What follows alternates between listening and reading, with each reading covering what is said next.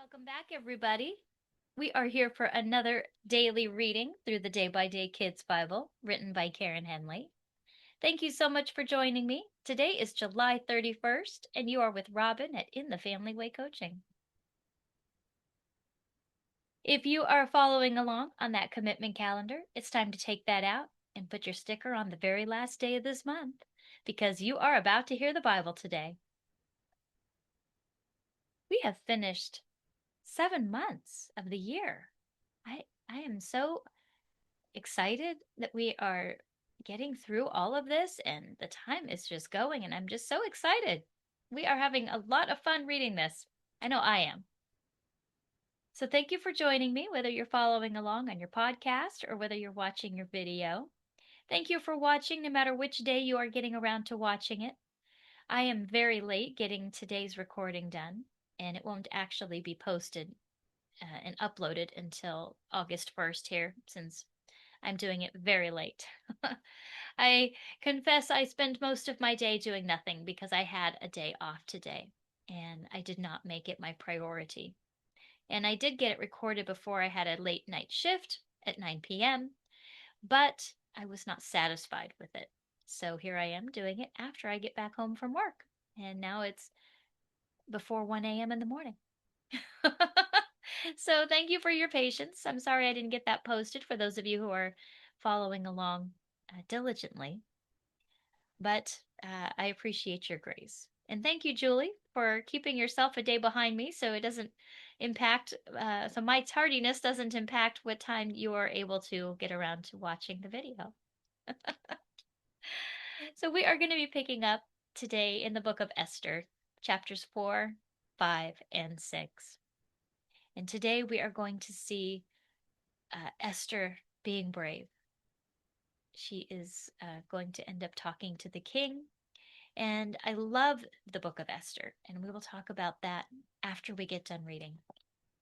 So we are going to begin with chapter 4, and it is entitled, If I Perish, If I Die. Now Mordecai heard about the law, so he tore his clothes. He put on clothes made of old sackcloth. He went through the city, crying, but he could only go up to the king's gate, and that's because nobody wearing sackcloth could go in.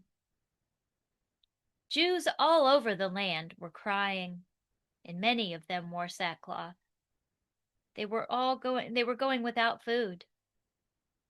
Esther's maids told her what Mordecai was doing. Esther was upset, and she sent clothes for him to wear, but he wouldn't wear them. So Esther called for one of her helpers, and she asked him to find out what the trouble was. Esther's helper found out, and he told Esther what Mordecai had told her. I'm going to give a little bit more information here than what is written in our version. Mordecai explained what the law had been passed, and he even told Esther the amount of money that Haman had said that he would pay into the king's treasury for carrying out this order against the Jews. And he even sent a copy of the order along with her helper so that Esther could read it, so she could understand what was going on.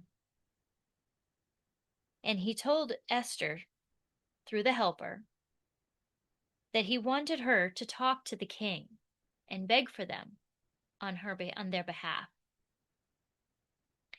Then Esther sent another message back to Mordecai and said, I can't go see the king about this, because everyone knows that you can't choose when to see the king. The king has to ask you to come. If you go without being asked, you will be killed. There's only one way to go in if you aren't asked, and that's if the king holds out his gold scepter, his rod, to you. But it's been 30 days since the king asked me to come. Mordecai sent a message back. He sent it back to Esther. Don't think you're safe just because you live at the palace. If you are quiet, our people will be saved some other way. But you and your family will die. But who knows? Maybe the reason you became queen is so you can help our people now." Esther sent a message back to Mordecai. "Get all the Jews in Susa together and go without food for me for 3 days. Don't eat or drink. I will go without food too, and my maids will go without food. After 3 days, I will go to the king. I will go even if he has not called me. And then if I die, I die." So Mordecai did what Esther asked. In our big Bible, it says he did what she commanded. Chapter 5, Haman brags. After 3 days, Esther put on the robes she wore as queen, and she went to the inside hall of the palace. It was in front of the king's hall. The king was sitting on his throne, and he was facing the door to the hall. He saw Queen Esther standing there, and he was glad to see her, so he held out his golden rod. Esther walked up and touched the end of the golden rod. "What do you want, Queen Esther?" asked the king. "I will give you whatever you want. I'll give you half my kingdom if you want it." "I have made a great dinner," said Esther. "Please, come to my dinner, and bring Haman with you." So the king called out, "Bring Haman right away! We will do what Esther asks." So the king and Haman went to Esther's dinner, and they drank wine. Then the king asked Esther, "What would you like to have? I will give it to you. I will even give you half of my kingdom if you want it." "Here is what I want," said Esther. "If you like me, come to dinner again tomorrow. Bring Haman with you. Then I will answer your questions." Haman left very happy. But then he saw Mordecai, and he saw that Mordecai didn't stand up when he passed. And he also saw that Mordecai wasn't afraid of him. So he got very angry. But he controlled himself and he went home. Then Haman called his friends and his wife. He bragged about his riches. He bragged about how many sons he had. He bragged about how the king had made him great. And he bragged about how important he was. "And that's not all," said Haman. "The queen has asked the king to come to dinner, and I am the only other person she invited. She wants me to come with the king again tomorrow. But I can't really be happy about this," said Haman. "Not as long as Mordecai the Jew sits at the king's gate."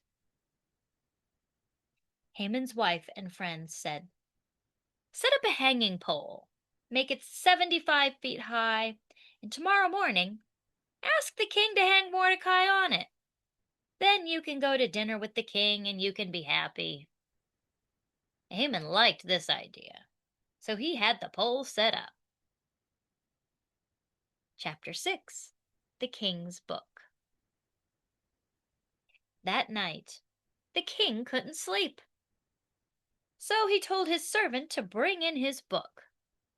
It was the story of what had happened since he became king, his chronicles. He asked his servant to read to him. So the servant read about the two guards, and he read about their plan to kill the king. And he read about how Mordecai had found out, and he had told the king about it. "Oh, what did we do to thank Mordecai?" asked the king. "Nothing," said his servants. "Who is out in the hall right now?" said king.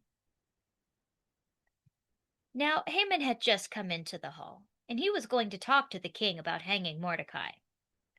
"Haman is in the hall," said the servant. "Bring Haman in." said the king. So Haman came in. "There is a man I want to thank," said the king. "What should I do to make him great?" Haman thought to himself, "Who would the king want to thank? Me!" So Haman said, "Bring one of your robes that you have worn. Bring one of your horses, and choose a leader to put your robe on this man. Then the leader will lead the man on your horse, and they will go through the streets. And the leader will shout. He will say that the king gladly makes this man great." "Go right away," said the king. "Get the robe and the horse. I want you to do this for Mordecai. He sits at my gate. Do everything you said." So Haman had to get the robe and the horse. He put the robe on Mordecai. Then he led Mordecai on the horse through the streets. He had to call, "The king gladly makes this man great." And after that, Mordecai went back to the king's gate. But Haman ran home. He was very upset and sad, and he told his wife and his friends what had happened. And they said, "You can't work against Mordecai. You'll just have trouble." And they were still talking about this when servants came, and they were there to take Haman to Esther's dinner. And that is the end of our reading today. A little bit of a cliffhanger there, don't you think, if you haven't already read this story? We will finish the story tomorrow. I love the Book of Esther. Esther is so awesome. I really love Esther because I love the advice that Mordecai gave her when she said that she was scared that she couldn't possibly go to the king because everybody knew that it was a rule that you couldn't go just and see the king. He had to invite you to see him. And Mordecai told her, let's see, I want to make sure I say it correctly.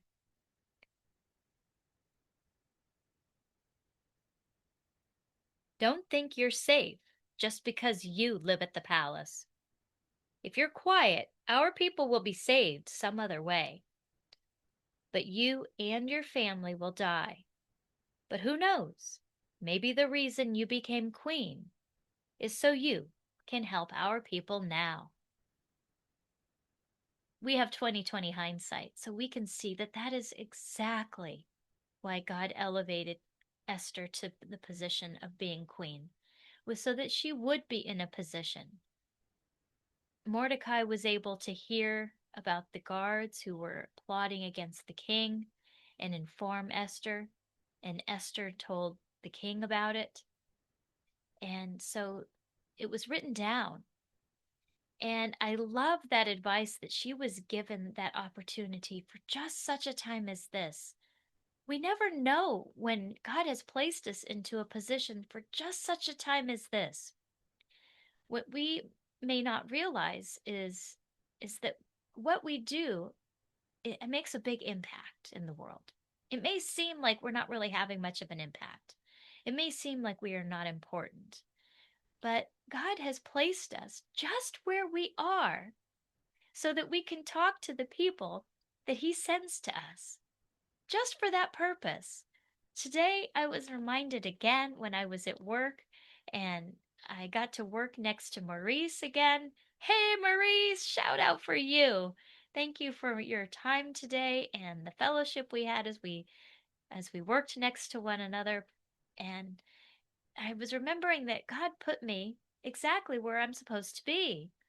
And but first, I wasn't next to Maurice. At first, I was doing a different task. And I started to think, oh, I'm just working, I'm just working. And then God reminded me, and He said to me, remember, that I place you exactly where you're supposed to be every day. So I started looking and I started thinking about the person I was working next to. And I started thinking, oh, am I supposed to say something to her? Are we going to have a conversation today? And we talked a little bit, but I ended up eventually being relocated to a different task. And then a little while later, I was moved again. And then all of a sudden, I looked next to me, and there was Maurice working next to me.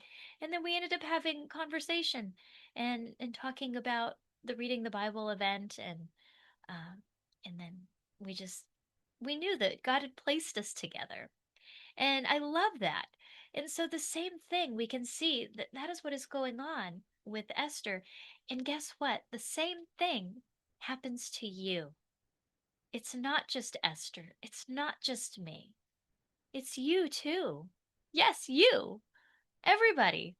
God puts people in your path for you to do things at just such a time, for you to talk with people. Sometimes it's for your benefit. Sometimes it's for you, and sometimes it's for them, and sometimes it's for both of you. And it's just amazing.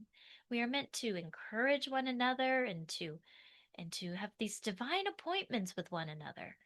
And this is what Esther was experiencing when she was placed in the position of being queen, just for such a time as this. And it may not seem that it's as important as saving the entire Jewish nation at that point in time who was left in Persia, but it's still important. These are tasks that God has set apart for us, set up for us to do ahead of time, because it's part of the good work that God has made for us to do. And I love that. Isn't that amazing? Our God just is so involved in our everyday lives. And it may not seem like it, but He really is. If we just have eyes to see and ears to hear and ask God to show us what He has for us every single day, because He really does have things for us every day. So, we're going to talk also about the bragging that Haman did. So, he was all set to elevate himself, and he was thinking, oh, who would the king want to elevate and make great other than me? And it turns out it was Mordecai. So this reminded me of when Jesus taught with the parable and said that, well, with the direct advice, and said that if you go to an event like a wedding or some other thing, and you go in and you go to sit down, don't seat yourself at a table where you would be a person of honor. Because then, if somebody comes in with the host and the host says, oh, this seat was not for you, this seat is for somebody else, then you will be embarrassed and you will be asked to move and you will have to go sit down somewhere else. However, if when you come in anywhere and you seat yourself in a position that is not in a high position where it would be reserved for somebody important, and then the host comes up and says to you, oh, you're sitting over here, and come and sit instead at this place of honor at this table, then you will be elevated. And it is for God to elevate us, it is for other people to notice and to acknowledge us and to elevate us. We are not to do so of our own uh, elevation, of lifting ourselves up. And so this is what Haman was doing. So this is a perfect example of how that can get us into a bit of trouble there. We also see God's provision, that God made it so that the king could not sleep that night, and had him look through his record book and had his servant bring it in. And then he heard about the fact that Mordecai had brought to light a plot to kill the king. And so it was found out that it was true.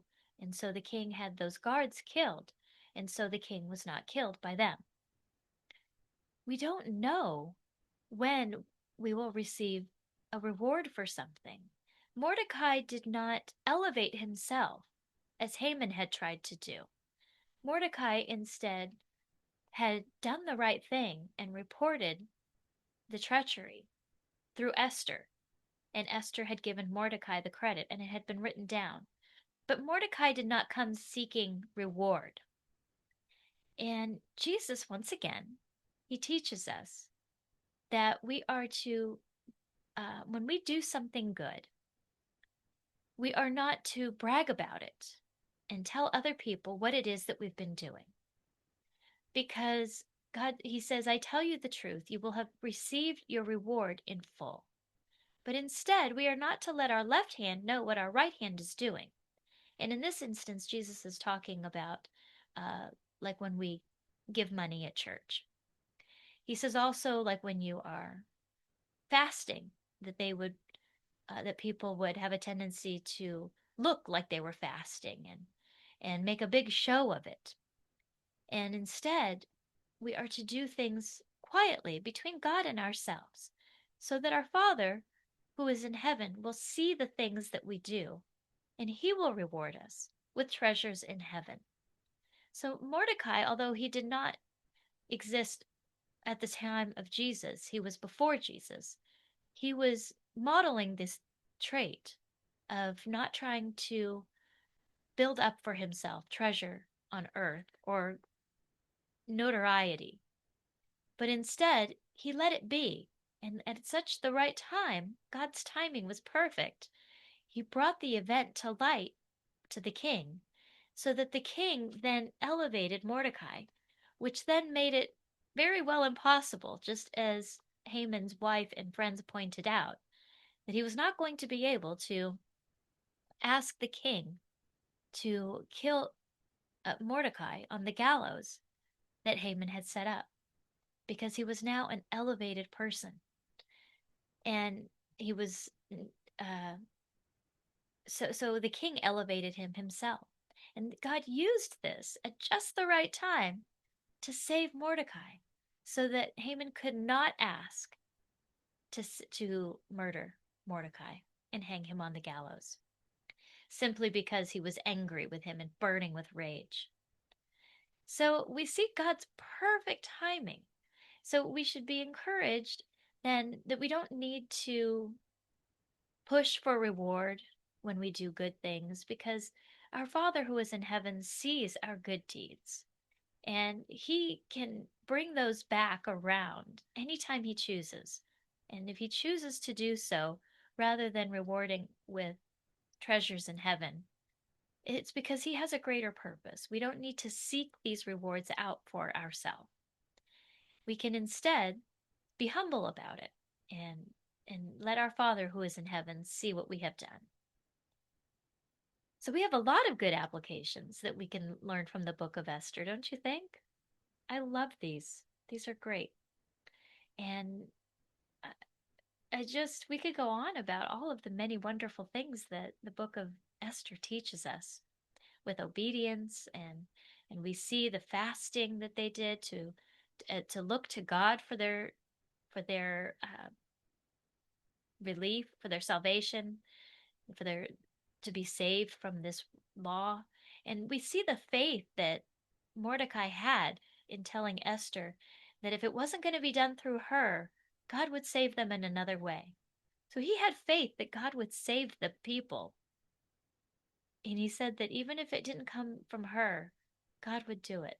I love that. He acknowledged that even if Esther was unwilling to be brave and do what was potentially what God had set her up to do, it couldn't get in the way of God's plan. God would bring it about in another way. And that's just like when we saw, like, for instance, Abraham lying to the kings when he would travel with his wife, Sarah, and he would tell Sarah to lie, which he's claimed was only a half lie, by saying, "Oh, this is my sister," so that they would not kill him and take Sarah for their wife, and they would instead let him live, being her brother. And we see that even though she was taken twice to be someone's wife, that God protected them. God is the one who protected Sarah. He protected her virtue. He kept her from being taken by another man and treated as another man's wife. And we see that it is God who is in control over and over and over again. And we cannot thwart God. So even if we are unwilling to do what we need to do, God can still do what He is doing. But it is always the best choice for us to do what God has set us to do for the time that we are in such a place to do it. God raises us to sometimes to positions of leadership where we need to be strong and speak for what is right. And we don't know that it was just for that time that God elevated us to that position. So I just want to encourage us to, in all of these many applications that we have for today, to store up our treasures in heaven, to do the good works that God has set apart for us, to be brave, because we are doing God's work and we are on the winning side. And we want to be sure that we are doing all the good works that God gave us to do, so that when we get to heaven, He tells us, "Good and faithful servant." And I love that too. So I hope that you feel that God has lit your light today with all of these many daily applications that we have found in reading Esther. And if you do, please remember to click that light button. You know the one. It's that one that looks like a heart, it looks like a thumbs up, and it's our light button. And we are using that to shine our light to this event so that we can point people to God's Word and spread the word about reading God's Word. So thank you for joining me. I hope you have a fantastic rest of your day, whatever day you are getting around to watching or listening to this daily reading. And I will be here for everyone again tomorrow.